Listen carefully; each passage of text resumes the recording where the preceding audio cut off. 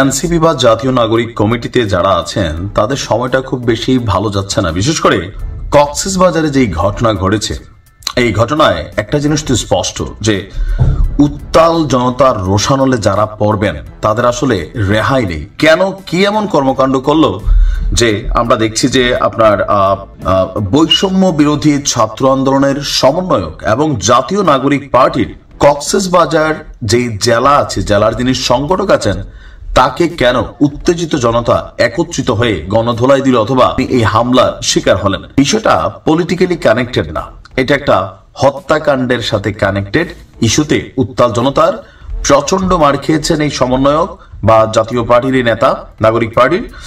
আর এই মুহূর্তে তিনি আপনার কি বলা হয় যে পুলিশ পাহারায় চিকিৎসাধীন আছেন। তবে তার আরো পরিচয় আছে, তিনি সাবেক শিবির নেতা এবং বর্তমান শিবির থেকে ভেঙে যেই রাজনৈতিক দলটা হয়েছে এবি পার্টির কেন্দ্রীয় ভাইস চেয়ারম্যান জাহাঙ্গীর কাশেমের ছেলে। দর্শক, আমরা যদি দেখি, তথ্য বলছে যে কক্সবাজার সদরের খুশকুল এলাকায় আল্লাহওয়ালা নামক একটা হ্যাচারি আছে। হ্যাচারি তো বোঝেনি, মাছের পোনা টোনা যেখানে চাষ করা হয় বা উৎপাদন করা হয়। সেই হ্যাচারিতে আলী আকবর নামক এক ব্যক্তির হত্যার ঘটনা ঘটে। আর এই ঘটনার জের ধরে আপনার গতকালকে রাত 10:30টার দিকে এনসিপির এই নেতাকে উত্তাল জনতা ব্যাপক মারধর করেছে। আর আমরা যদি দেখি যে স্থানীয় সূত্র বলছে ওই হ্যাচারিতে সম্ভবত 2-1 দিন আগে বা আগে পরে মাছ চুরির ঘটনা ঘটেছিল। সেই মাছ চুরির ঘটনার জের ধরে আলী আকবরের মৃত্যু হয়। আলী আকবরের মৃত্যুর ঘটনাটি জানাজানি হলে আপনার রাত 1টার দিকে মরদেহ উদ্ধারের সময় উত্তেজিত জনতা এই হ্যাচারির মালিক যিনি আছেন, তিনি হচ্ছেন এবি পার্টির জাহাঙ্গীর কাশেম, তার ছেলে রায়ান কাশেমের উপর তারা হামলা চালায়। হামলা থেকে বাঁচতে তিনি হ্যাচারির পানিতে নেমে আত্মরক্ষার চেষ্টা চালান, কিন্তু এতেও শেষ রক্ষা হয়নি। উত্তেজিত জনতা সেই হ্যাচারির পানিতে দল বেঁধে নেমে পানির মধ্যে তাকে উত্তম মধ্যম দেন এবং কি গণধোলাই দেন। খবর পেয়ে দিন শেষে পুলিশ ঘটনাস্থলে গিয়ে তাকে উদ্ধার করে হাসপাতালে পাঠায়। এখন তিনি পুলিশের পাহারায় চিকিৎসাধীন আছেন।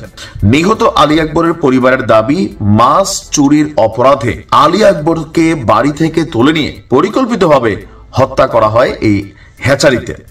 তবে হামলার আগে গণমাধ্যমে এনসিপি নেতা রায়ান কাশেম দাবি করেন তাদের হ্যাচারিতে চুরি করার সময় আলী আকবরকে হাতে নাতে ধরে নিরাপত্তা প্রহরীরা। পরে আলী আকবর ছাড়া পেতে প্রহরীদেরকে আঘাত করলে প্রহরীরা পাল্টাঘাত করে এতে মারা যান।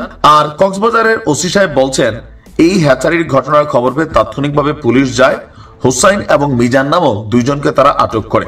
ওসি সাহেবের বক্তব্য, রায়ান কাশেমকে জনরোষ থেকে রক্ষায় পুলিশ হেফাজতে নেওয়া হয়েছে। এখন পর্যন্ত এই ঘটনায় কেউ অভিযোগ করেনি। রায়ান কাশেম পুলিশ পাহারায় হাসপাতালে চিকিৎসাধীন আছেন। আলী আকবরের মৃত্যু নিয়ে তার পরিবারের দাবি, তিনি মাছ চুরি করতে যাননি, পরিকল্পিতভাবে এই রায়ান কাশেম তার লোকজন দিয়ে সেই হ্যাচারিতে নিয়ে যান এবং সেখানে তাকে হত্যা করেন। এখন ঘটনার সত্যতা আমরা হয়তো দূর থেকে বুঝবো না, কিন্তু উত্তাল জনতার যে স্রোত বা রোষানল বা মব অথবা ধরেন যে কোনো ঘটনার পর যে প্রতিক্রিয়া হয়, এরই শিকার হয়েছেন এই রায়ান কাশেম। এখন তার ব্যাপারে হয়তো পুলিশ ইনভেস্টিগেশন হবে, বাট আমরাও চাই আলী আকবর হত্যার ঘটনার প্রকৃত তদন্ত হোক।